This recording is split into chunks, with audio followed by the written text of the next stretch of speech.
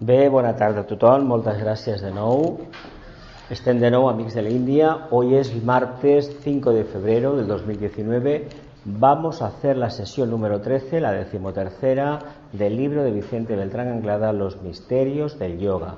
Como siempre, tenemos las figuras icónicas, los cuadros icónicos de Nicolás Roerich sobre Shambhala y sobre un monasterio precisamente en los Himalayas. Las dos tienen un contenido iniciático y está relacionado, por supuesto, con lo que entendemos por los misterios del yoga.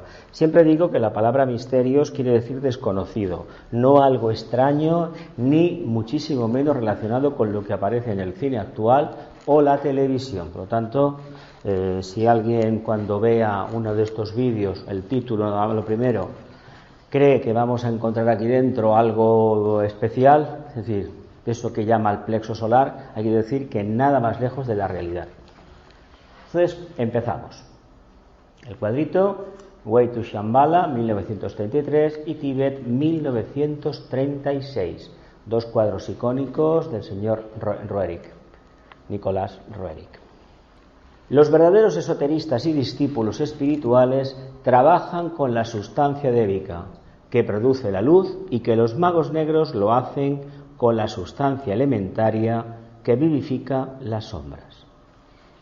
Unos hablamos, una parte toca el mundo causal, el mundo de la conciencia solar, y el otro toca el mundo de la conciencia lunar, el mundo de las formas. Hay que decir que para la perspectiva de un discípulo no pueden estar separados uno del otro. Por lo tanto, hemos de entender que durante un periodo muy extenso, que no queremos reconocer, por supuesto, de nuestra evolución, trabajamos como magos negros. Eso no nos gusta decirlo, pero hay que decir que incluso ahora que queremos apostar y apostamos casi siempre por la conciencia solar, empleamos muchas horas durante el año, no voy a decir durante el día, pero sí durante el año, en fomentar la conciencia involutiva, es decir, que somos magos negros. Pero hay que entender también que estamos evolucionando y que la dualidad nos va a resolver la cuestión en el momento que la integremos. Los rayos famosos, ya he quitado bastante de la definición de los rayos, solamente queda esta diapositiva, que probablemente en próximas presentaciones ya no aparecerá. Más adelante volveremos a recurrir a ella.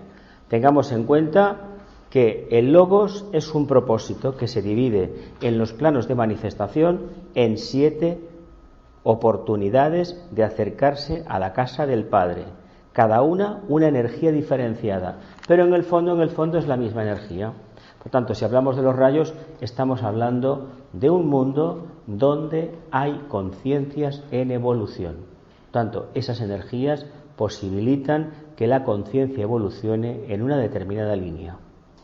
Por lo tanto, si hablamos de rayos, estamos hablando de 7 oportunidades, 7 vibraciones diferenciadas, pero que en el fondo es una sola. Y eso lo descubrirá el iniciado cuando alcance, por ejemplo, la 6ª o la 7ª iniciación. Pero todavía, como no es nuestro caso, recurrimos al ocultista, el primer rayo, al mago, el tercero, y al mago, el 7º rayo. Curiosamente, el signo que canaliza o expresa los tres primeros, el primero, el tercero y el 7º rayo, es Capricornio. No tenemos más remedio que recurrir a la tercera iniciación, la primera iniciación jerárquica, para poder hablar con propiedad sobre la función de la magia, la función del ocultismo y la posibilidad en los planos karmáticos de hacer auténticos milagros, revertiendo la polaridad de los éteres en sentido positivo, es decir, en lugar de que sigan la tendencia natural de la sustancia inerte, es decir, no tener una vida propia, dejarse llevar, y le imprimiremos un carácter rajásico en un primer lugar, en un primer momento, y más adelante alcanzaremos un estado de equilibrio, un estado de armonía, un estado sátvico. Y eso lo haremos utilizando la energía de los 7 rayos. Y esto, la mejor aplicación pragmática que podemos encontrar es aplicárnoslo nosotros mismos cada día en nuestra vida diaria.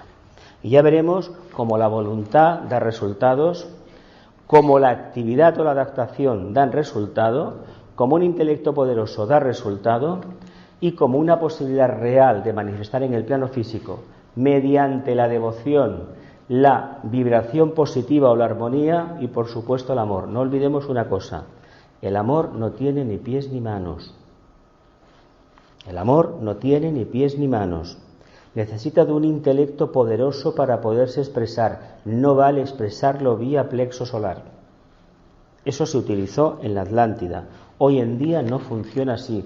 Estamos en el periodo ariano, en la quinta subraza, la teutónica, la germánica o también, como se le puede llamar, anglosajona, tanto da, una cosa a la otra.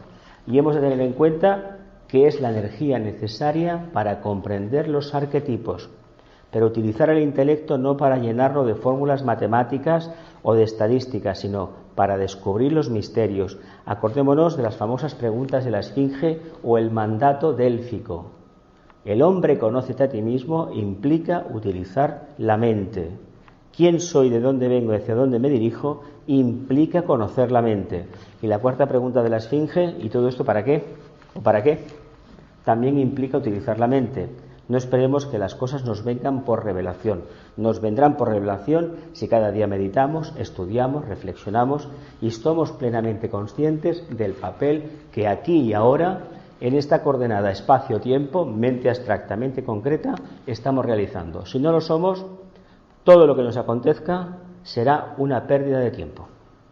Por eso es importante que estemos en perfecto equilibrio, en perfecta adaptación y tengamos una mente muy poderosa.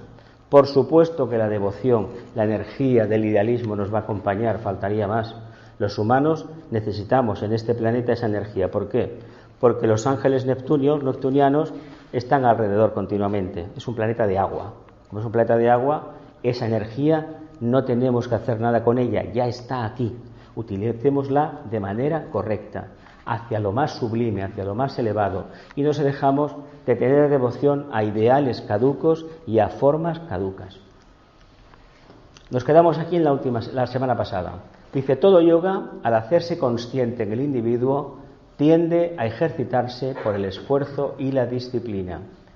Lo hemos observado al analizar la dramática lucha del hombre primitivo al tratar de adaptarse a situaciones extremas e indescriptiblemente hostiles de la naturaleza, en su intento de crear un cuerpo físico adecuado a las necesidades expresivas de la mónada espiritual.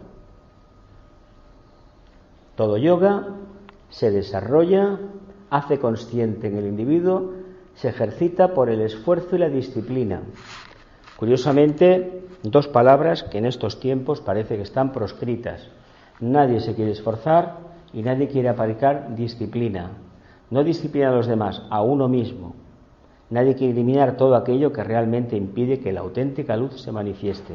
Curiosamente, volvemos a lo de antes. He empezado hablando de la logia negra, ¿no? Este es el gran regalo de los hermanos de la oscuridad. Decirnos que no hay que hacer nada y que todo se consigue fácilmente. Ha sido una de las mentiras mejor organizadas, mejor diversificadas, mejor dosificadas y mejor introducidas en la conciencia de una gran parte de la humanidad.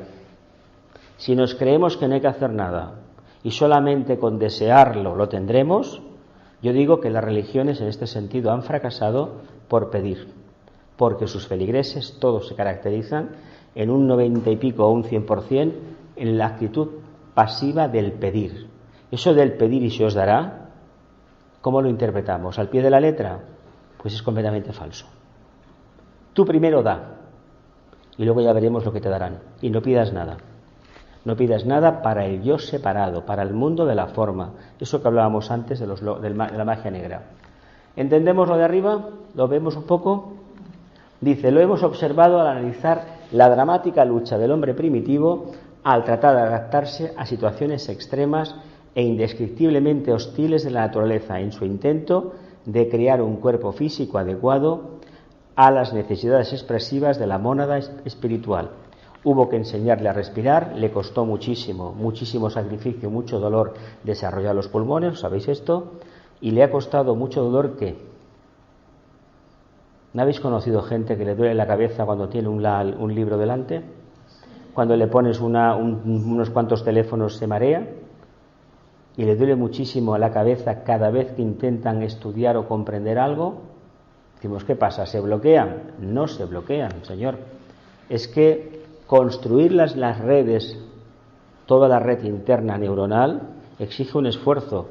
Seguramente que nosotros lo hemos hecho en vidas pasadas, por lo tanto, en esta, a lo mejor nos ha sido mucho más fácil. ¿Me explico por dónde va la historia? Eso ha sido un proceso continuo de adaptación. Tuvimos que aprender a caminar, guiándonos por la energía de Kundalini. Tuvimos que desarrollar el aspecto emocional. Y el aspecto emocional, cuando lo desarrollamos plenamente, al final empezamos a rascar algo manásico, algo mental. Y fue en ese momento cuando se produjo la individualización. Cuando empezamos, ni más ni menos, a responder al propósito de la mónada sin saber que existía la mónada. Y ahora, trabajando el intelecto, estamos en condiciones, no toda la humanidad, algunos lo están plenamente, de responder ya a la mónada. Y este es el camino ascendente de la evolución. Por lo tanto, exige una adaptación constante, un esfuerzo, una disciplina. Nadie aprende un idioma por inspiración. No, es que hay unos siddhis, sí, hay unos siddhis, claro, eso lo dicen los aforismos de Patanjali, que se pueden hablar lenguas y puedo estar en 4 o 5 sitios a la vez, pero tendré que hacer durante años algunas meditaciones, digo yo, ¿no? O lo pido y me lo dan. Si lo pido y me lo dan, para eso está el mundo de la televisión, que es un mundo muy astral, donde nos podemos engolfar a nivel de conciencia, pero no conseguiremos nada positivo. ¿Sigo?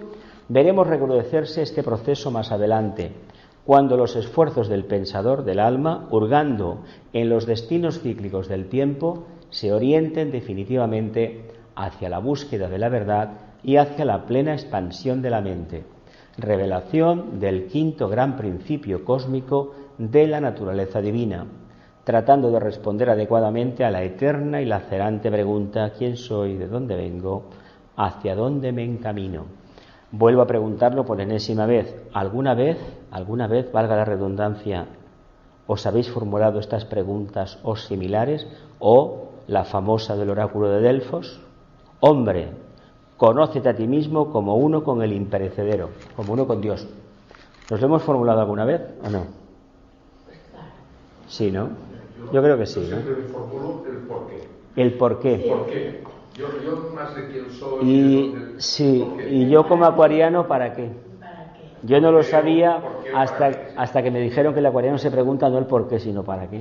¿Para qué? Bueno. Soy acuario. Debe ser por eso. Hombre, es que si entiendes un poco el para qué, puede que empieces a entender un poco quién soy. ¿Quién soy? Claro. Ojalá un día nos levantáramos cada uno de nosotros. ¿Quién soy?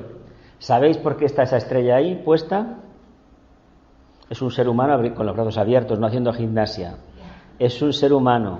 El día que yo me pregunte quién soy y lo responda plenamente, esta estrella de 5 puntas brillará encima de mi cabeza. ¿Qué quiere decir? Que necesito un nivel, una quinta iniciación.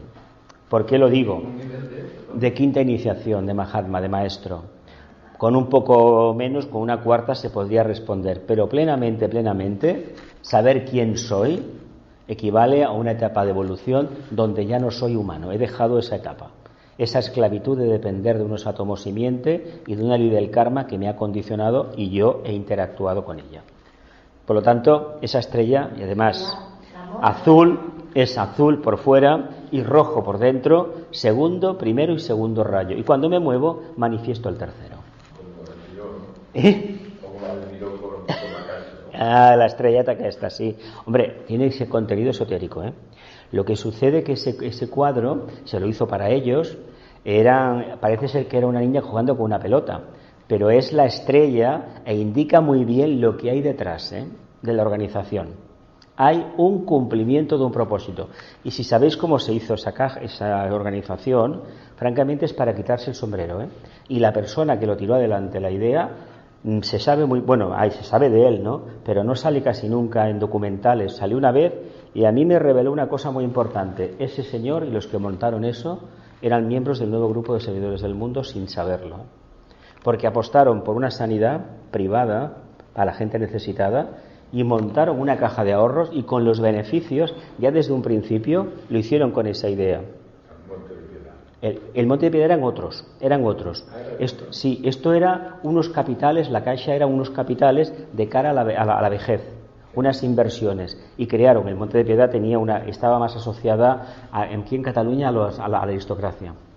Era la tumbona de los aristócratas de Barcelona era la Caixa dels Marquesos, que era la Caixa de Barcelona, de la flecha que señalaba cap amunt, que también tenía un sentido muy esotérico aquello, la flecha hacia arriba. ¿Os acordáis de aquellos anagramas que había, de las 4 barras y la flecha hacia arriba?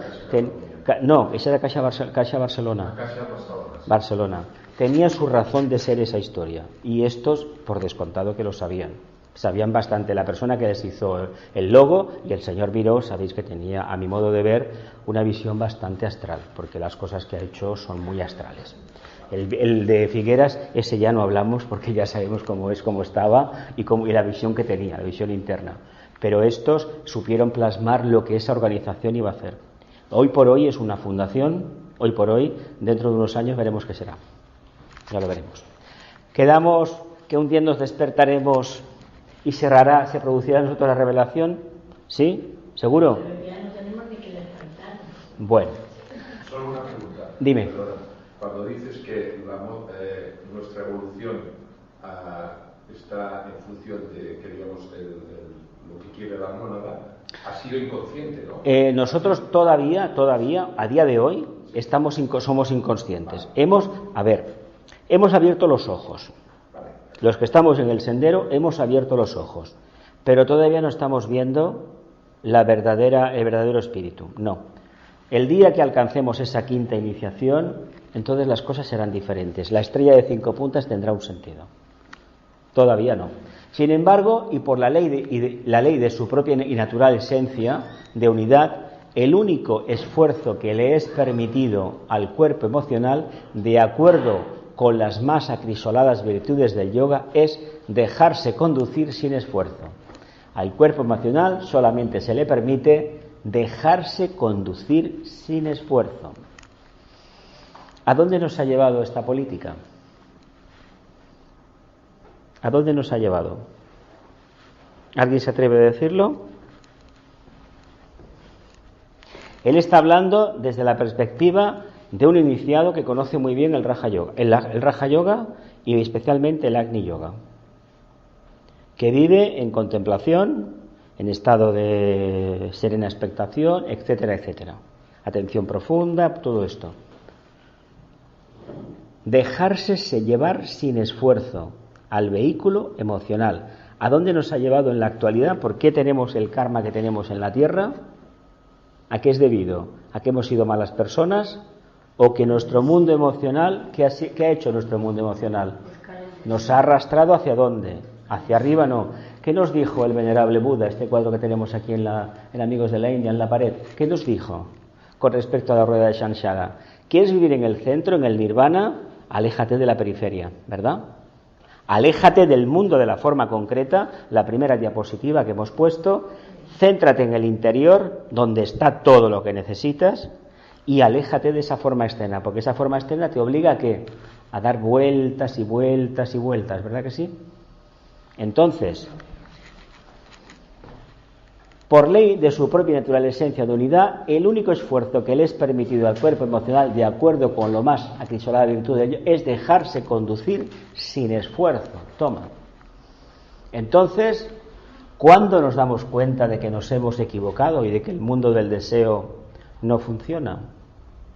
¿O no nos hemos dado cuenta todavía?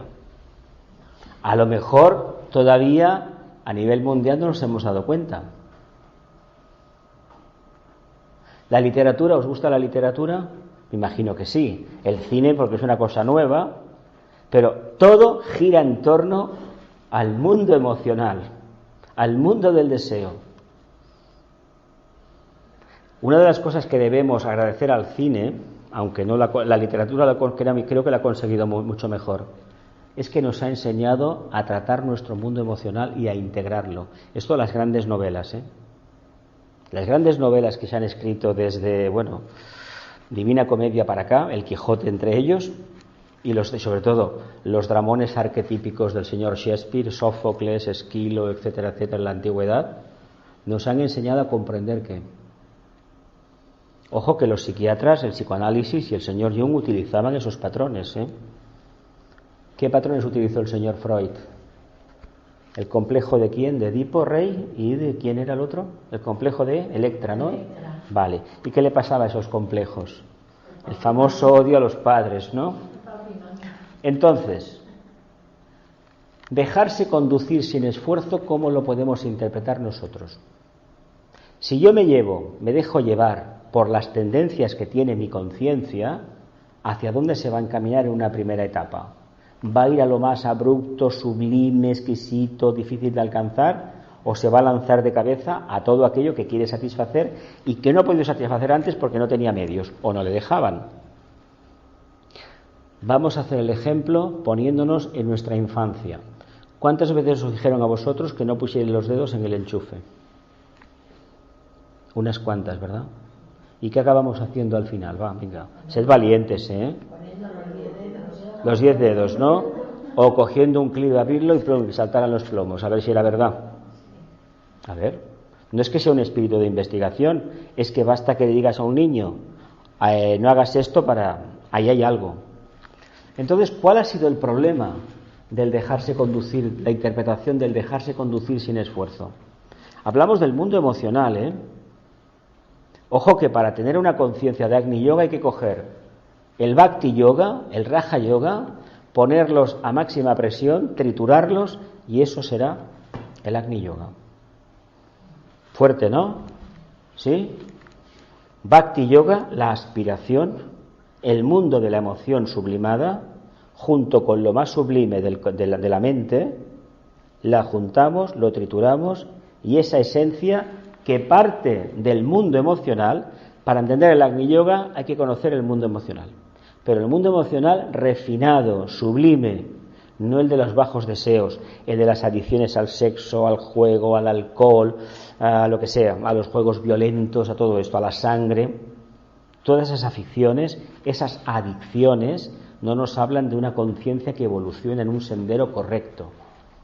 A ver, que a uno le guste ver un espectáculo, una guerra, cómo matan a la gente, que le guste verla, francamente tenemos un problema.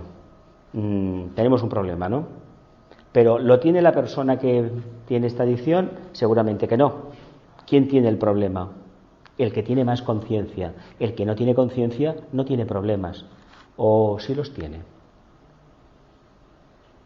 ¿Quién se da cuenta realmente que el mundo se nos está acabando, el mundo que conocemos?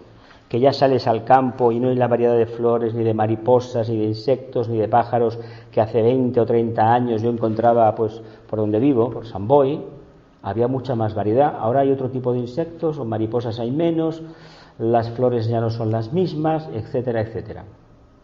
¿Quién tiene esa sensibilidad? ¿Quién sufre por ese cambio negativo? Porque estamos perdiendo en variedad. ¿Quién sufre? Aquel que ha despertado, aquel que probablemente en un momento determinado dejó que su mundo emocional volara. ¿Hacia dónde voló? El que tenía conciencia voló hacia arriba, ¿no? ¿Qué hacían los místicos? ¿Qué hacía Santa Teresa? Rama Maharshi,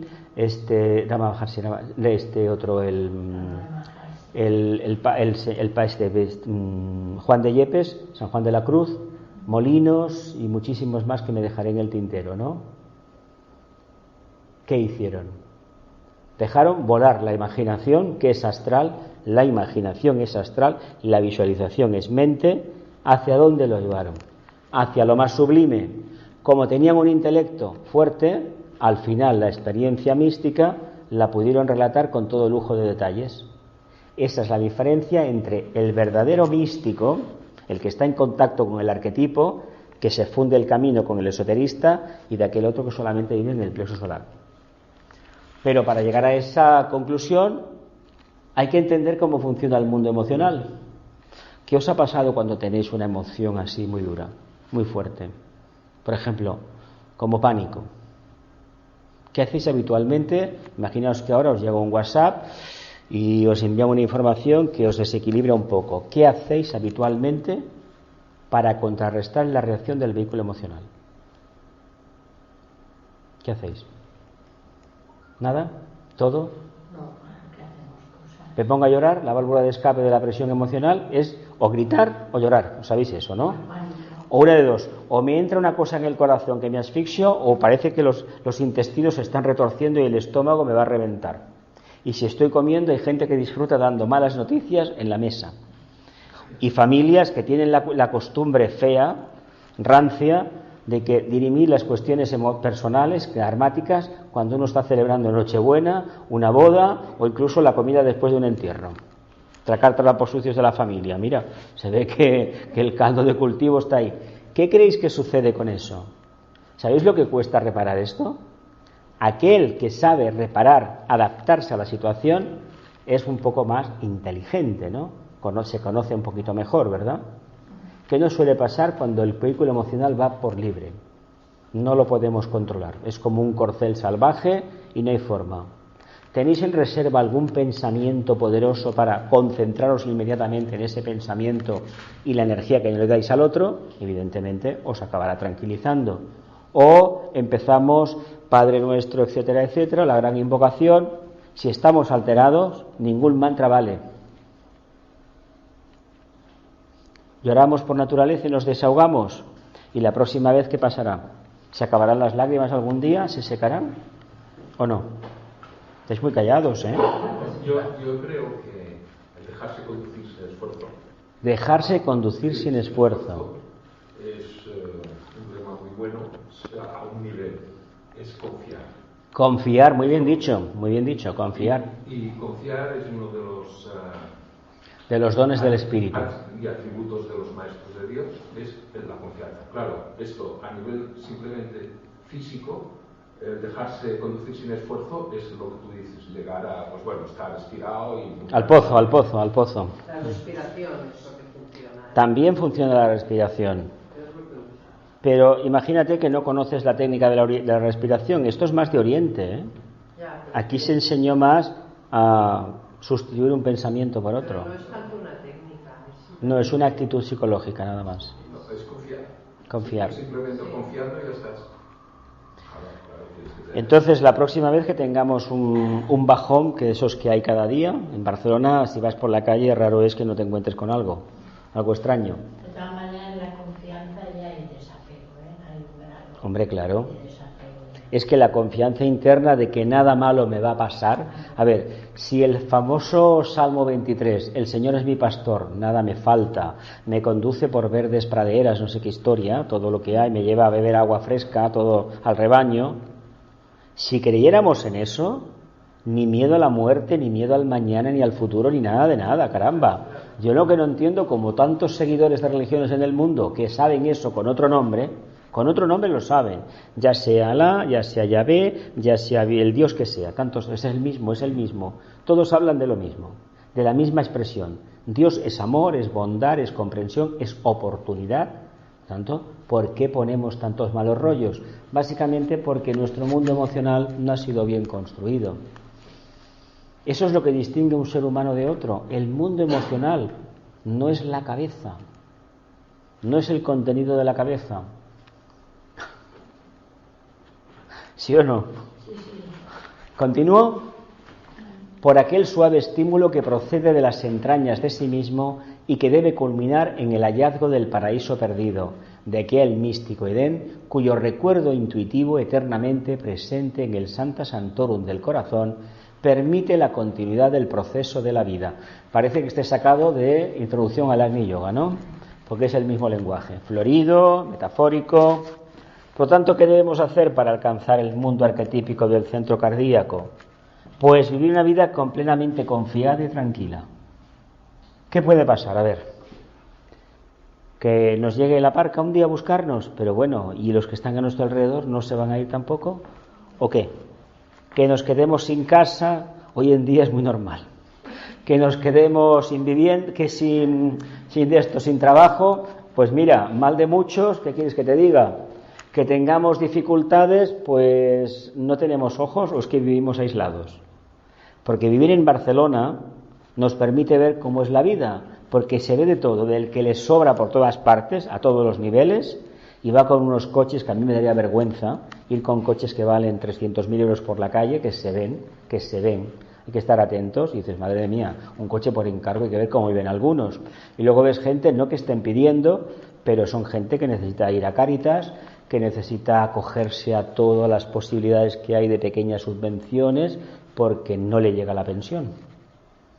Eso nos debería hacer pensar una cosa: si nuestro mundo emocional está equilibrado, iremos a un sitio o iremos a parar a otro. El que tiene mucho, por lo que sea, por karma, y el que tiene menos, por karma también, evidentemente. Pero lo viviremos bien, porque muy probablemente el que no tiene nada lo viva fatal y el que tiene mucho esté pensando en tener más o lo voy a perder. No es lo mismo haber nacido en una familia donde tenían mucho y continúas teniendo mucho y quedarte un día sin nada, porque de pasar de rico a pobre es terrible, ¿eh? Y esos lo han pasado fatal. Meterse en el orgullo, en la boca, hablando malamente, de tener su buena mansión y tener que vivir después de la caridad pública. Y eso parece ser que es bastante duro y psicológicamente terrible. El que nunca tuvo nada y tuvo al final y luego lo perdió, ¿qué pasó? ¿Qué pasa con este? Que eso es una cuestión para ver hasta qué punto tu mundo emocional lo trabajas bien. En el fondo, la ley del karma, ¿qué es? ¿Una cuestión mental? Sí, el karma lo generamos por nuestro pensamiento, pero lo dilucidamos trabajando nuestro mundo emocional. Es el aspecto práctico de la vida. No quiere decir que no debamos tener mente, ¿eh? Es necesaria la mente, pero no podemos poner un cerrojo en eso. Y tampoco nos podemos quedar contemplando las flores y que el maná divino venga y nos abastezca. ¿Me sigo explicando o no? Continuamos. Dice: la única inquietud y el único cuidado de la naturaleza mística del sincero practicante del Bhakti Yoga es mantener constantemente encendida una antorcha en el corazón lleno de fe y confianza y confiada esperanza en algo o en alguien cuya búsqueda y hallazgo ha de constituir necesariamente la suprema guía y esperanza de su alma en el sendero. ¿A qué se refiere esto? Tiene varias connotaciones. Yo le veo dos, de momento. Venga, hablad. La única inquietud del practicante de Bhakti Yoga es mantener encendida la antorcha en el corazón, cuya búsqueda y hallazgo han de constituir necesariamente la suprema guía y esperanza de su alma en el sendero. ¿Qué hacían los del rey Arturo? ¿Qué buscaban estos? El santo grial, ¿no? El Santa Santorum, ¿no? La luz, ¿no? El cáliz. Claro, eso es una forma de explicar el trabajo interior. Si yo me pongo a hablar de un trabajo interior, dirás, vaya aburrimiento. Ahora, si lo disfrazo todo, lo coloreo bien, porque somos muy emocionales, de un famoso caballero que quiere liberar, quiere buscar el grial, la esencia, le decimos que es la sangre de Cristo lo que contuvo ese grial, le estamos diciendo que el secreto de nuestra conciencia, cuando se descubre, está emparentado con el arquetipo que representó ese ser, el Cristo. ¿Me explico? ¿O qué creemos? Como Hitler, que vinieron aquí buscando el cáliz que había contenido la sangre de Cristo, señor mío, al pie de la letra no es. Lo buscaba físicamente. Era un mago negro por eso. Y muy poderoso, ¿eh? Aquí vino Himmler, el subcarteniente, que era un señor, y luego había el otro, que era el caso más curioso, fue Goebbels, que había tenido un problema de polio, tenía las piernas, no hay fotos apenas, y sin embargo ellos se cargaron a todos los que tenían alguna limitación física. Esto también hay que tenerlo en cuenta. Vemos el requisito que nos piden, y esto es lo que nos salva en el camino del discipulado, en el sendero. Una confianza plena interna, y si no hay un mundo emocional equilibrado, no puede haber otra cosa. ¿Y con qué trabajan las religiones organizadas? Pues con esto. Mantener la llama viva de la fe. La fe, ya sabéis, que es la sustancia de las cosas esperadas y la evidencia clara de las cosas no vistas. Palabras del tibetano. Sí, la gente tiene fe, pero vamos, en el fondo, ¿qué es? Una creencia, ¿no? Hay algo que sí. ¿Existe Dios? Yo os puedo decir que sí existe. Puedo decir que sí porque lo percibo así. Pero es que mi mensaje, mi experiencia no vale. No se puede transferir. Y la de los demás tampoco. Por lo tanto, tanta razón tiene el que dice que sí como el que dice que no. Y entonces vamos a perder el tiempo por encontrarnos a alguien que un día nos quiere desmontar la mente. A mí me hace gracia esta gente que va por la calle, incluso en los grupos esotéricos aparecen a veces, y se creen con pleno derecho de darte una vuelta a todo. Cuando le dices que tienes visiones y se cumplen, es que tu yo superior, no sé qué, la relación con tu madre, como me dijo una vez uno, vete por ahí con tu drama, tío. Y además, generalmente, quien va a dar lecciones a los demás, fijaos bien, lecciones en el sentido que no se han pedido. Uno puede hablar genéricamente, pero cuando uno va señalando porque te pasa esto, fijaos bien, que a lo mejor lo que quiere corregir en los demás es lo que no sabe cómo quitarse del medio. Lo dejo en el aire. Yo he tenido algunos cuantos casos de estos. ¿Nos vamos a convertir en antorchas en el corazón, de verdad? ¿Qué quiere decir una antorcha en el corazón? ¿Vamos a vivir en el centro? Para nosotros sería el mundo arquetípico del centro cardíaco. Pero mejor que vivamos en el entrecejo, No nos metamos donde no nos llaman todavía. Dime. Dime. No, que la Iglesia pone siempre el corazón, Sagrado Corazón, con la luz. Eso empezó en el siglo XIX, Hasta ese momento le habían tocado poco. Es una forma de trabajar el Agni Yoga. Sí. Eso fue después del concilio de la jerarquía de 1825, que hace 200 años. Empezaron a hablar, hubo un papa que sacó una bula sobre el Sagrado Corazón y a partir de ahí se hicieron las estatuas, se hizo el centro expiatorio. Este centro del Tibidabo está dedicado al Sagrado Corazón. Y vino un padre italiano, creo que se llamaba, y Tibidabo quiere decir yo te daré, me parece, o algo así, en latín. Yo te daré, sí, si no me equivoco, sí, significa eso. Y es un templo expiatorio para el tema del Sagrado Corazón, invocar este aspecto de esencia crística, que todos nosotros deberíamos tener activo. ¿Paso a la siguiente diapositiva o nos quedamos con esta? ¿Tienes algo que decir, Santi? Tibidabo, yo te daré. Bhakti Yoga es pues el yoga de todos aquellos que tratan de amar y hacen del amor como cualidad de vida el objeto de la más elevada devoción y culto y el promotor de las más elevadas aspiraciones y resoluciones. A ver, antes hemos hablado del propósito del primero y os he dicho, el amor no tiene patas, no tiene pies ni manos, Necesita de qué, de actividad. Bien, el primer rayo, si quiere tener eso que se llama empatía y todas estas historias, ¿qué energía va a utilizar? Voluntad. Sí, pero la voluntad es como un trozo de hierro seco, frío, y te hará que un mundo emocional, ¿no? Unos guantes emocionales, ¿no? ¿Sí o no? Un guante de seda, ¿no? ¿Por qué creéis que triunfó el cristianismo o tuvo la repercusión que tuvo ese avatar? ¿Sabéis un poco la historia? Yo la he explicado aquí muchas veces. Básicamente porque utilizaron el vehículo astral del Buda, 500 años antes que él, y lo utilizó el Cristo.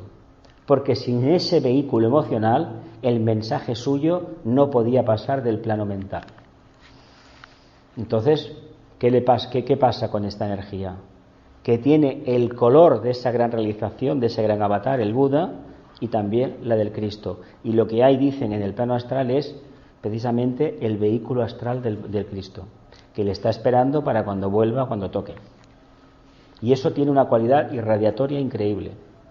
¿Qué creéis que se percibe o qué creemos que se percibe en los templos de la cristiandad o en las mezquitas, en algunas sinagogas, en algunas pagodas orientales? Hay una energía en este templo, ¿qué creéis que es? ¿Algún deva? ¿Algún talismán? ¿O una conciencia crística manifestándose a través de qué? De una conciencia emocional muy refinada, muy sublime. ¿Se podría decir amor? Sí, esto es amor. Esto es amor. Siempre y cuando sea indiferenciado, es decir, el amor no mira a quién, es una irradiación total. Eso es amor, claro, así sí. No es amor cuando ponemos la mente por medio y nos interesa a la gente que nos interesa porque nos beneficiamos de ella, por lo que sea. Pero amar al desconocido no. Por eso os pongo siempre el ejemplo de esta gente que viene, que no las conocemos, tienen un color de piel diferente, se juegan la vida, vienen en una barcaza, en un bote neumático desde África, en el mundo emocional, a través de las aguas, y nos traen una revelación de conciencia crística. Nos dicen, oye, estabais buscando el Santa Santoro y el vellocino de oro, el cáliz, ¿verdad? Pues nosotros somos el cáliz. ¿El cáliz? Sí. En el momento que lo aceptéis, el cáliz en vosotros se abrirá. ¿Veis cómo funcionan los señores del karma? Qué sinceros. Ya se trate del deseo por algo o de la más exquisita veneración por alguien, Bhakti Yoga opera desde lo profundo del corazón y desde allí, sin formularse pregunta alguna, solo por el hecho de seguir serenamente expectante el movimiento místico del corazón, hallará siempre el sincero practicante la más adecuada y profunda de las respuestas. Pero para ello hay que tener una vida contemplativa, nada más lejos de la realidad. Muchas de las personas que van continuamente a los templos lo hacen para quitarse algo de en medio, ¿verdad que sí? Alteraciones emocionales se refugian en eso. Bueno, es una forma de trabajar.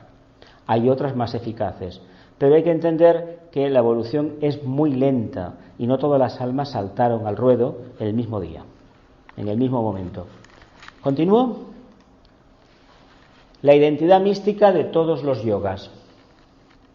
Aunque no todas las personas poseen un temperamento místico que las caracterice o capacite como genuinamente practicantes del Bhakti Yoga, habría que señalar el hecho de que las grandes avenidas espirituales que recorrieron los santos e iniciados de todos los tiempos en su búsqueda del amor universal o de la certeza absoluta fueron una creación del espíritu inmortal del hombre en incesante proyección hacia las alturas y una revelación progresiva del tesoro oculto de su naturaleza sensible, por lo cual tendremos que admitir que todo aspirante a la vida superior, continuamos ahora,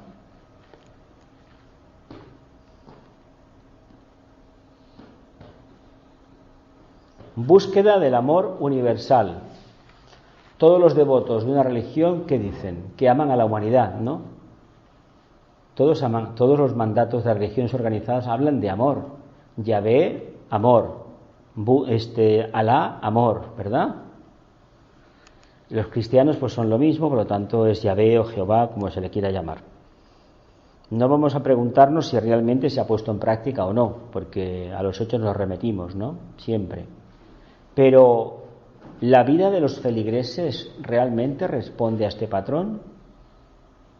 Todos en su fuero interno aman, ¿verdad? Cuando van al templo, el viernes, el sábado o el domingo, ¿verdad? En Oriente no sé qué día van, no me acuerdo. Santi, ¿lo sabes tú, el día que van al templo en Oriente? A los jueves. ¿Los jueves les toca ir? Los árabes a los viernes. Los viernes, sábado los judíos y los cristianos el domingo. No lo sé, no me acuerdo, sería cuestión de mirarlo. Y en China tampoco me acuerdo, las regiones antiguas, lo que había. Tenemos esta certeza absoluta del amor universal como energía que moviliza toda la creación, porque las religiones organizadas en la Tierra lo han intentado demostrar, todas, las del culto lunar por una manera, de su forma de entenderlo, y las del culto solar de otra manera, que también más o menos lo han comprendido mejor, ¿no? Pero lo importante es que nosotros en nuestro foro interno nos preguntemos si eso resuena. ¿Tenemos este sentimiento, esta capacidad de buscar el amor universal? Porque si lo tenemos, lo primero que vamos a ver es que estamos en un planeta que todo está interconectado. Vemos que, claro, tenemos electricidad. No me refiero a eso. El ciclo del agua, el ciclo de la vida, las mareas, los desiertos, las selvas, todo está equilibrado, ¿verdad? ¿Qué ha hecho el hombre con su mente? Ha alterado ese mundo emocional equilibrado de la naturaleza. ¿Y qué estamos pagando en las últimas décadas? Las consecuencias de nuestra osadía. Somos dioses, claro que lo somos, pero no tenemos todavía la capacidad de crear en sentido positivo a gran escala. ¿Sigo? Cualesquiera que sean los motivos principales y su línea natural o específica de yoga, deberá algún día emprender la búsqueda mística de los testimonios del amor siguiendo la línea del Bhakti Yoga, el camino supremo del corazón y del deseo redimido. Esto es muy importante, Camino supremo del corazón y deseo redimido, ¿Qué significa un deseo redimido?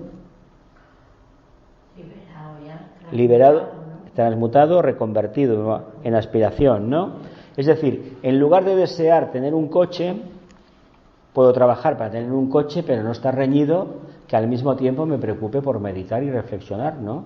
Me haga la pregunta ¿quién soy?, ¿no? Y vea que yo soy lo que soy porque estoy en un grupo y hay una energía que a lo mejor todavía no he detectado, pero con un poco de sentido común la voy a ver. Esa energía le podemos poner el nombre que sea. Pero nos habla de interdependencia, de relaciones humanas, de cohesión. En definitiva, ¿de qué nos habla? De integración, nos habla de amor. O el amor solamente es lo que a uno le gusta y darnos 4 besitos, 4 abracitos, o utilizar solamente el sacro para expresar el amor. Eso es el deseo. Es que es una puerta de construcción de formas físicas. Debemos trabajar con el laringio entonces, hacer la transferencia.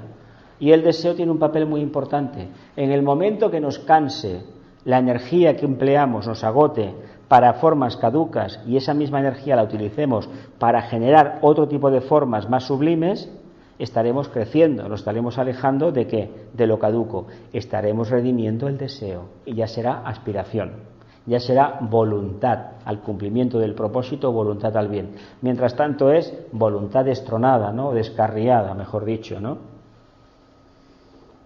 Hay que ver la gente lo que hace por conseguir una cosa, ¿eh? Por el deseo se consigue todo, ¿eh? Es la ley del deseo, no una película aquella famosa, ¿no? Es la ley del deseo. El deseo es lo que mueve todo, ¿eh? Es una voluntad que te mueve hacia abajo. Y el deseo hace que uno se juegue la vida con tal de conseguir un objetivo, con lo que sea. Fijaos esta gente que viene en patera, ¿eh? Y se hipoteca la familia allí, si él no envía dinero les pasa algo a su familia y está dispuesto a perder la vida. Fijaos qué esfuerzo titánico, qué manifestación del deseo y al mismo tiempo de la voluntad al bien, ¿eh? Y qué oportunidad perdida para Occidente de abrir el corazón. Qué curioso todo esto, ¿no? El camino supremo del corazón y del deseo redimido, de la misma manera que el alma más genuinamente mística deberá algún día, en justa reciprocidad y correspondencia, emprender mentalmente la búsqueda de la verdad y consumar con el descubrimiento de la misma certeza infinita de su alma y el testimonio trascendente de la mónada espiritual según las disciplinas del Raja Yoga. De la misma manera que el alma, más genuinamente mística, algún día, en justa reciprocidad y correspondencia, deberá emprender mentalmente la búsqueda de la verdad y consumar con el descubrimiento de la misma la certeza infinita de su alma y el testimonio trascendente de la mónada espiritual, según las disciplinas del Raja Yoga. Bien, doy por hecho que la búsqueda emocional le hemos emprendido, ¿o no?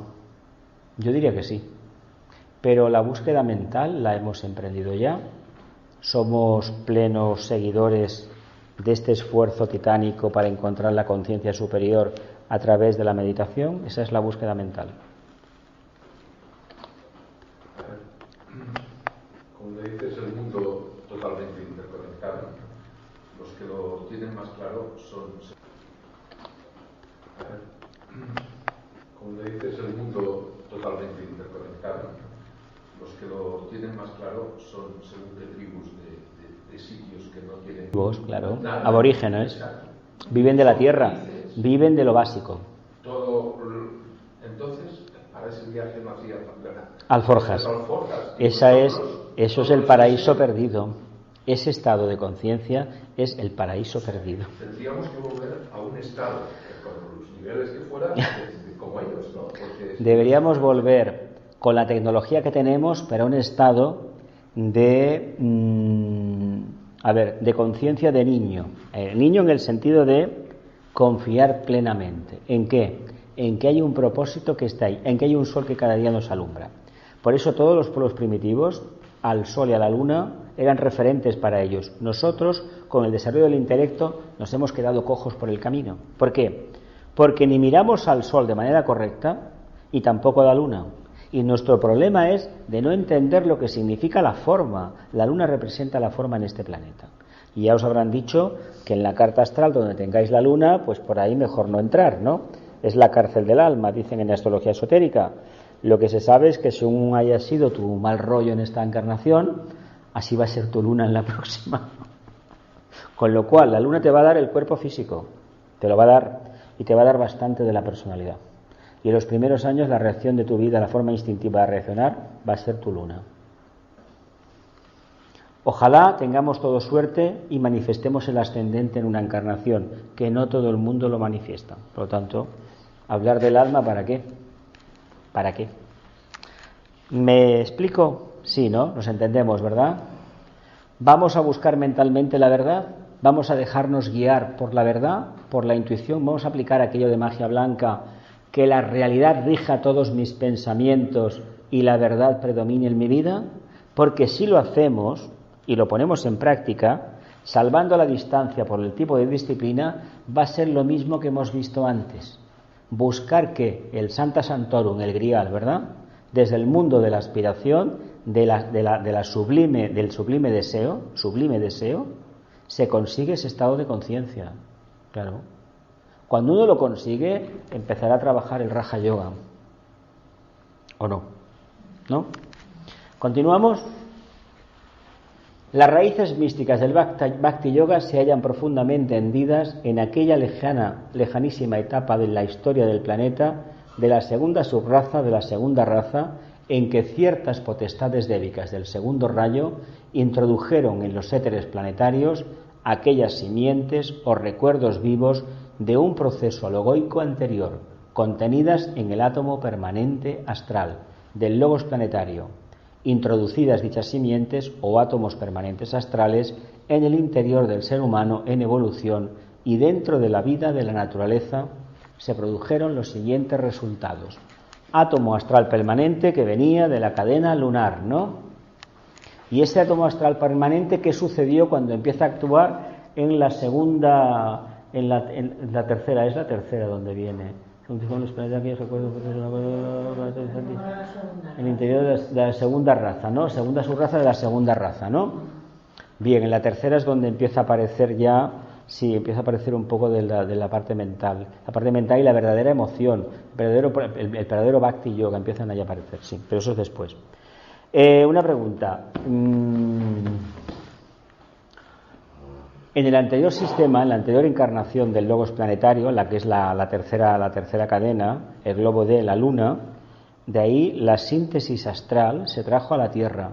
¿Y qué consecuencia hubo en el planeta Tierra hasta antes de aparecer los seres estos que vinieron de Venus? El aspecto manásico, ¿qué pasó en la Tierra? ¿Os gusta la paleontología, no? Aquí en el Pirineo había un señor ahí por tren, un ser que tenía no sé cuantísimos metros, por los huesos que se han encontrado en el yacimiento de aquí del Pirineo. Era un ser increíble, vivió hace unos 60 o 100 millones de años. En Argentina hay uno, en La Pampa, el Argentinosaurus, que parece que son 50 metros de largo. Pues ni más ni menos que ese átomo astral permanente, traído de la Luna, no lo pone aquí, pero lo pondrá seguramente más adelante o en otros libros, al no tener mente, ¿qué hicieron los señores estos lunares, estos seres? Crearon formas que, ¿cómo eran? Gigantescas, enormes. Para la economía del planeta era un disparate tener esas formas de animálicas tan grandes, esos árboles tan grandes. Hasta que no llegan los señores de la llama, hasta que no aparecen los ángeles solares, no empieza a cambiar la evolución en el planeta Tierra. Las formas son más inteligentes, se adaptan a las circunstancias, ¿no? ¿Os imagináis por un momento conviviendo con los dinosaurios? Pues fuimos contemporáneos de ellos, ¿eh? Nos comían.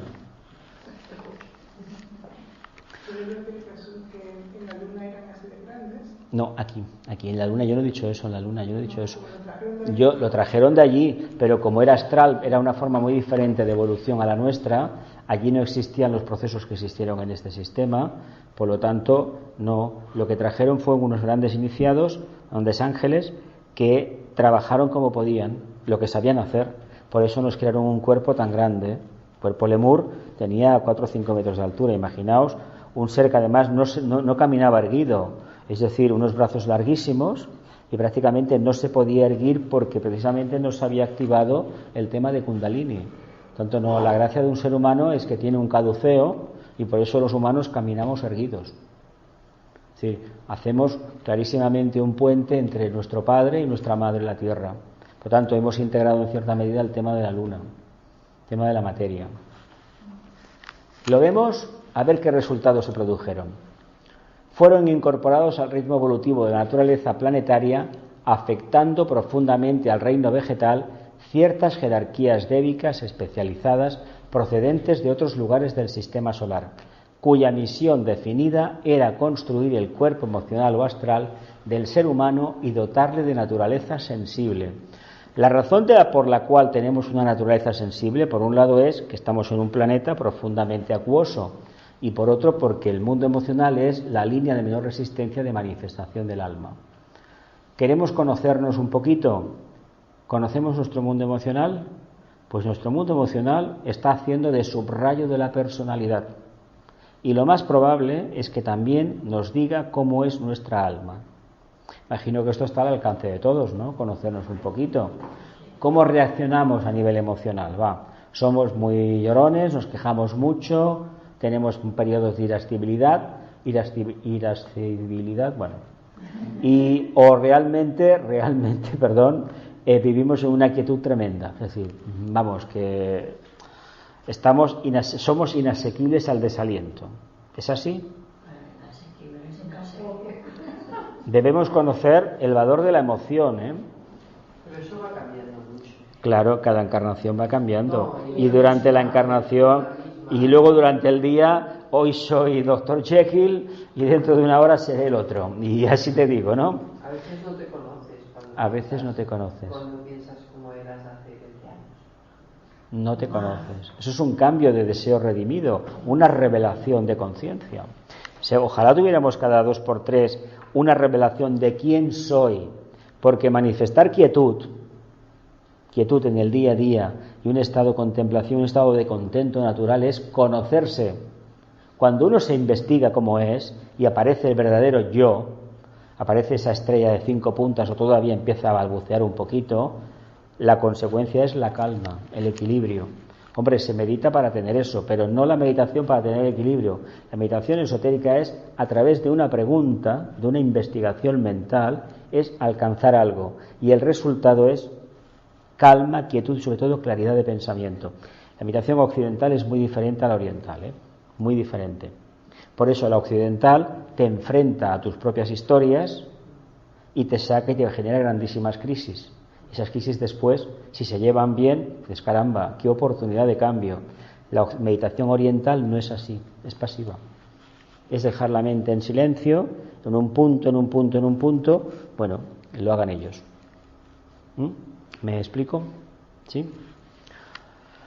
Segundo, como consecuencia de la apertura de este principio de sensibilidad, fue iniciada la era del deseo que millones de años más tarde se convertiría en el afecto sensible que guía los contactos entre sí de los seres humanos y que finalmente ha de converger en el perfecto amor, en aquel indescriptible sentimiento de paz y de fraternidad que ha de ser la revelación del perfecto arquetipo emocional de las nobles razas del futuro. Fraternidad, arquetipo de las nobles razas del futuro. ¿Y por qué no ponemos en práctica la fraternidad si precisamente el cristianismo habla de fraternidad? No fueron los primeros que hablaron de fraternidad, ni que todos somos hijos de Dios, no fueron los primeros. Creo que son los primeros los misterios de Nínive, los misterios de Mitra, que también es uno de los nombres que tiene el avatar. Pero ¿creéis que la fraternidad en este siglo XXI puede ser posible verla en amplia escala? Ojo que llevamos 200 años de la Revolución Francesa, aquello de la liberté, la égalité y la fraternité, que hablamos de estos ideales acuarianos, ideales de Shambhala, emblemas de Shambhala, de la jerarquía. Pero ¿en qué hemos convertido la fraternidad? ¿En un dogma de obligado cumplimiento? ¿En una ideología más? ¿Entendemos la fraternidad lo que significa? ¿Sí o no? ¿Podemos ser libres y ser fraternales al mismo tiempo? ¿O podemos ser fraternales y no ser libres?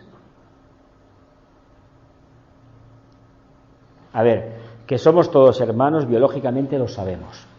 Eso el bioquímico te lo dice, vale. El político te lo dice, el jurista te lo dice, el filósofo te lo dice, el esoterista te lo dice, pero ¿nuestra conciencia realmente lo ve así? Ojo que, por ejemplo, hay un tema que no hemos aprendido a integrar, por eso las tribus primitivas lo tienen más claro. El reino animal, el mundo de los insectos, nos revela cómo funciona el trabajo de grupo. ¿Sabéis cómo van las langostas, no? Tienen que cruzar un río, hay un montón que se sacrifica por el grupo. Hacen una balsa, ellas mueren, perecen, pero sus hermanas llegan al destino. Los humanos en cierta medida lo han hecho, en cierta medida, pero no ha sido por una generación espontánea, ha sido a base de circunstancias, ¿no? Obligados. Por lo tanto, la fraternidad realmente es una cualidad de la cual podemos decir, pues bueno, sí, existe, en mí existe eso. ¿Lo podemos decir abiertamente? La fraternidad también tiene mucho que ver con el amor en acción, o sea, cuando la practicas, cuando te esfuerzas, parece más cercana. Queremos imponerla por decreto ley, la fraternidad, Madame Guillotina, la mente concreta, aparecerá otra vez, ¿no? Y si Madame Guillotina, que corta por lo sano, aparece, quiere decir que esa fraternidad no puede funcionar. Tampoco puede funcionar la igualdad ni la libertad. Ojo, porque son tres puntas de un triángulo que no pueden ir por separado. Libertad, igualdad y fraternidad. ¿Igualdad en qué sentido? ¿En el sentido más denso emocional? ¿Todos iguales, uniformados, robots? No. ¿Qué sería entonces la igualdad? Va. Tiene que ver también con el mundo emocional, a ver si lo sabemos ver. Todo lo podemos mirar desde esa perspectiva. ¿Tenemos todos un cuerpo astral? ¿Tenemos todos un mundo emocional? Sí, me diréis, ¿verdad que sí? ¿Tenemos todos un mundo emocional? Entonces, ¿por qué no vemos ese sentimiento de fraternidad en los demás? ¿Por qué solamente lo vemos en aquellas personas con las cuales nos relacionamos? Los padres, los hijos, los hermanos, las parejas, los grupos así esotéricos. ¿Y los demás qué pasa? ¿No respiran ni comen? Ese es el problema que tienen todas las religiones del mundo, todos los feligreses. Mi Dios. ¿Os acordáis de los chistes en las guerras?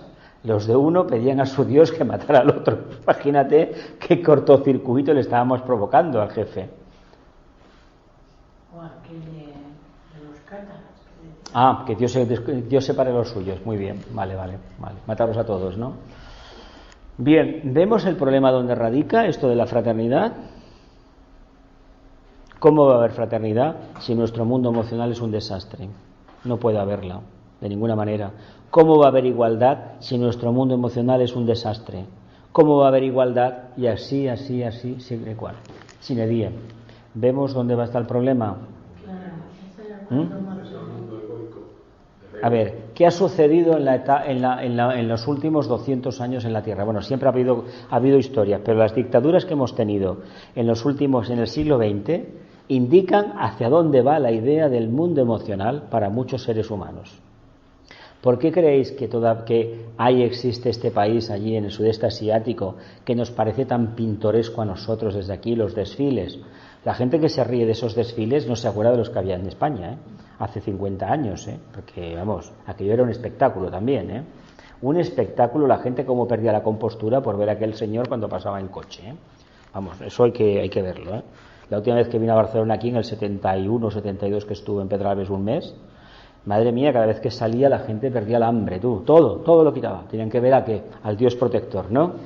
Eso es una forma de trabajar el vehículo emocional. Cuando uno está muy reprimido, ¿qué acaba escogiendo?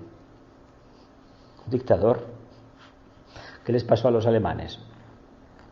¿Por qué creéis que salió aquel señor? Tienen un cuarto rayo de alma, por lo tanto su vehículo emocional tiene mucho que ver con eso. Nosotros tenemos un sexto rayo de alma, España. Nuestro vehículo emocional es muy de sexto rayo.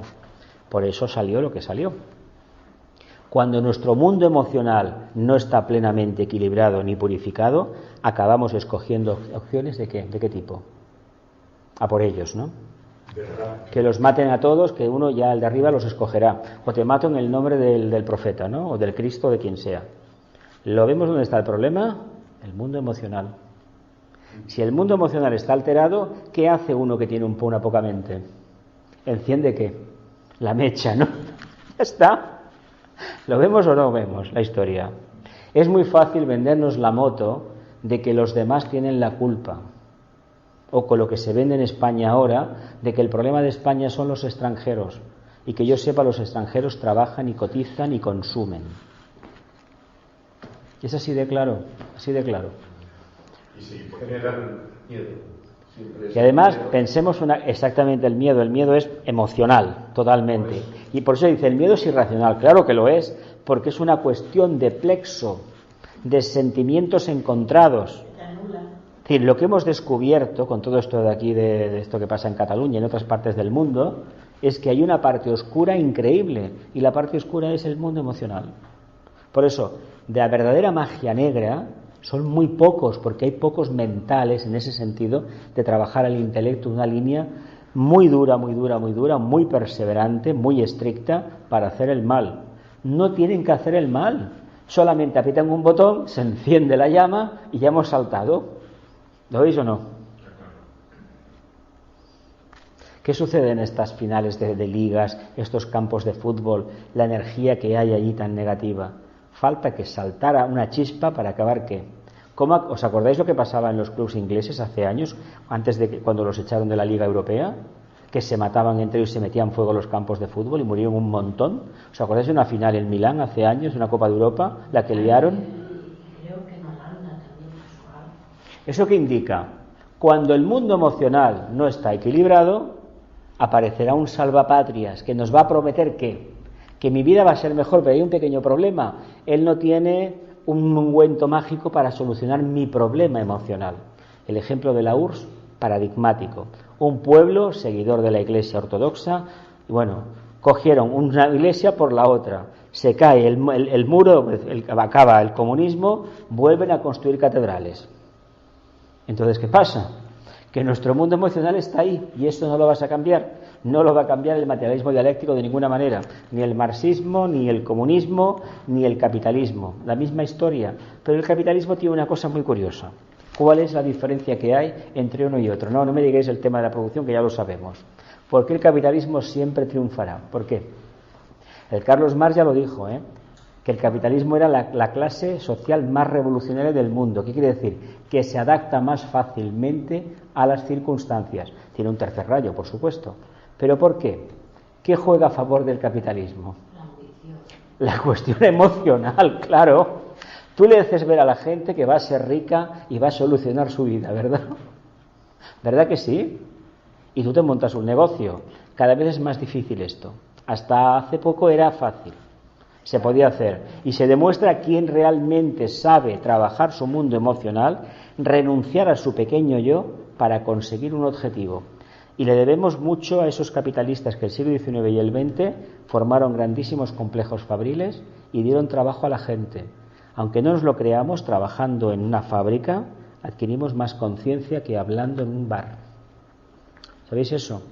Porque ¿sabéis qué razón hay que indique que trabajando en una fábrica, apretando tornillos cada uno al lado del otro y sin hablar, a veces se desarrolla más la conciencia interna que no en una cafetería hablando todos con una cerveza? A ver, ¿cuál es el motivo? Venga. Problemas similares todos. Problemas similares y ¿qué más? Todos iguales. Todos iguales, muy bien, todos iguales. Por lo tanto, todos en condiciones de mantener un mínimo silencio donde se revele la conciencia. ¿Puede ir por ahí? Claro, y las conciencias. Ojo, porque se desarrolló la conciencia ahí. La conciencia social se desarrolló en esas fábricas. Ahí salió la necesidad de que los niños no trabajaran, las 8 horas, las vacaciones, la sanidad pública y el voto de la mujer. Ahí salió. ¿Va a salir en el lavadero público criticando en la peluquería? No. ¿Y en la cerveza? ¿Y en una copa? Bueno, yo no sé vosotros de dónde venís ni qué. ¿Os acordáis hace 30 años o 40, cuando éramos más pequeños? O 50, las conversaciones de los bares. Un sábado por la tarde que la gente había cobrado, se había lavado con aquellos jabones que tenían aquellos aromas. ¿Os acordáis de aquello, no? Sí, yo me acuerdo perfectamente y tengo una memoria aquí muy, muy palpable. ¿De qué se hablaba? con una cerveza en la mano, ¿de qué puede hablar un ser humano? Venga. De fútbol, claro. ¿Y de qué más? Y de mujeres, y solo hombres. De mujeres, o de que voy a dar la entrada de un piso en aquella época. Los sueldos y la supervivencia. De coches. Ese mundo emocional, ¿qué quiere decir? Que a nivel de personas, de conciencias, de almas encarnadas, solamente tendremos conciencia de quiénes somos si realmente interactuamos emocionalmente con los demás. Por eso es tan importante tener tiempo para que un amigo un día nos cuente, o una amiga nos cuente cosas que nos puede parecer, vaya tontería, para eso me hace perder la mañana. No, lo necesita, eso que llamamos descargar los problemas, que a veces no son tantos problemas, pero un ser humano que tiene necesidad de comunicarse no le puede decir, oye tío, me estás calentando la cabeza, vete por ahí. No, porque si yo quiero manifestar el alma, he de entender que mi vehículo emocional es la herramienta más idónea para hacerlo. ¿Cómo voy a irradiar? Irradiaré por el vehículo etérico, ¿verdad que sí? Eso lo hemos aprendido ya, ¿no? En telepatía. Pero si mi vehículo emocional está que va a salir por mi vehículo etérico, nada, absolutamente nada. En Oriente se insistió muchísimo con el tema del deseo. Sí, es muy importante, porque si el astral está como está, el etérico no tiene, la energía se desvitaliza uno. ¿Por qué a nivel social se producen estos bajones, estas crisis, estos desánimos generalizados? Porque hay otros en la parte oscura que, utilizando las energías circundantes y las del cosmos, mueven los hilos para inocular un pensamiento, y eso hace que el moral de la gente baje.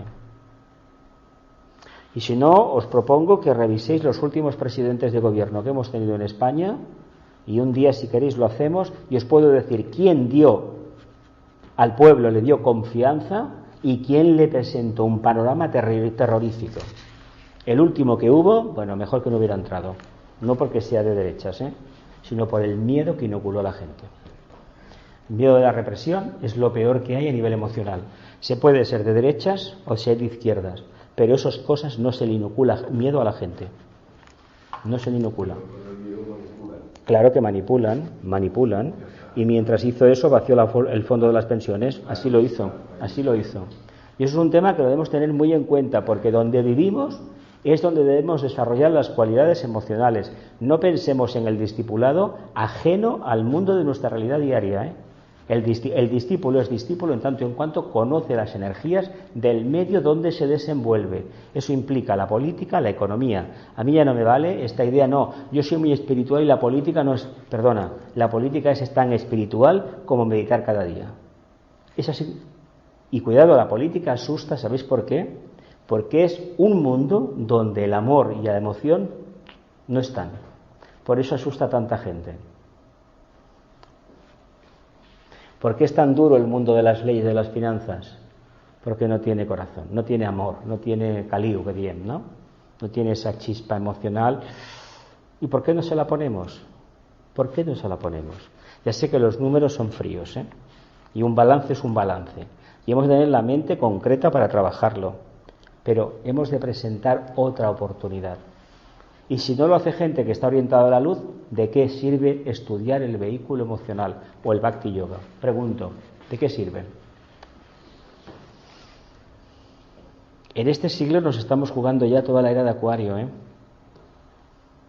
Por lo menos nosotros, los que estamos encarnados, Los que estamos encarnados, Los que estamos encarnados en este momento, ¿estamos orientados a la luz? ¿O tenemos conciencia de lo que es un poquito esto? Nos estamos jugando las próximas etapas. O lo hacemos muy bien, cada uno a su nivel, por supuesto, o las encarnaciones que nos pueden venir después de esta igual no van a ser tan placenteras, a pesar de que cada uno habrá tenido sus más y sus menos, ¿no? ¿Sí? Como habrán podido apreciar, nos hemos introducido audazmente, tal como es la ley esotérica, en zonas de estudio corrientemente veladas a la investigación y que no forman parte de los tratados místicos habituales sobre el yoga. Debemos obrar así, y ustedes lo comprenderán fácilmente, para poder presentar un cuadro de realidades lo más extenso que sea posible. Es lógico, asimismo, admitir que si pretendemos analizar las causas fundamentales del yoga o sus raíces determinadas, deberemos remontarnos a sus remotísimos arcanos históricos y efectuar a partir de los mismos una serie de observaciones y deducciones lógicas que clarifiquen su oculto significado. Hay un trabajo previo mal realizado y estamos pagando las consecuencias. Es decir, eso le podemos llamar ley del karma porque no tenemos otro nombre que ponerle. Como en el pasado nosotros, en nuestra propia vida diaria incluso, somos el vivo ejemplo de que en vidas pasadas las cosas no funcionaron bien. Yo llegué a descubrir en su momento de que el problema que tenía en esta encarnación venía en concreto de la anterior, de lo poco que he podido percibir, ¿no? Y como allí pasó lo que pasó, en esta encarnación pues me he tenido que comer el postre, las lentejas que me dejé un día, el trozo del pan duro y todo lo que me venga todavía, porque hasta este momento sé más o menos lo que me ha venido. Igual ha pasado alguna cosa que no la he visto, ¿no? Pero de aquí para adelante pues vendrá más de lo mismo, porque a ver, por mucho que uno cambie hoy, lo importante es que esa vibración energética de un vehículo emocional orientado, correctamente aposentado, eso no es estable. Es decir, precisamente el mundo emocional, ¿por qué se caracteriza? Porque es el agua. El agua tiene una gran virtud, se adapta a la vasija que la contiene.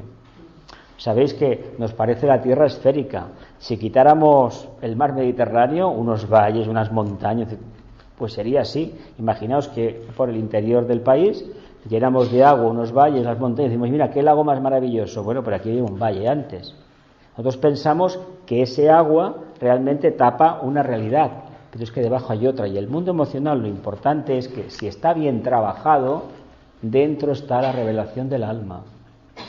El mito del Grial se puede explicar desde el punto de vista de Raja Yoga a nivel de mente, de búsqueda, pero la primera etapa es desde el mundo emocional. Hay una calma, pero ¿sabéis lo que hay debajo? Si tenemos una lámina de agua de 1 kilómetro, eso es una presión increíble. Por lo tanto, imaginaos que cada uno de nosotros tiene su particular lámina, su particular presión histórica, evolutiva, emocional. ¿Creéis que con esa presión puede desplegar las alas del alma?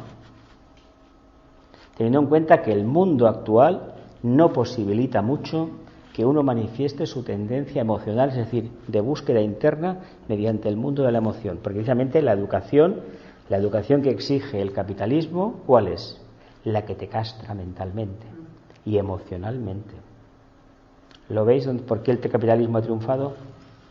Porque al creerte tú que puedes hacer algo y trabajar tu propio yo separado, te crees que separado de los demás conseguirás algo. Y no olvidemos que son unas 4 o 5 familias en el mundo que lo controlan todo, ¿eh? Eso ya se sabe. Los nombres no importan, porque tampoco son esos.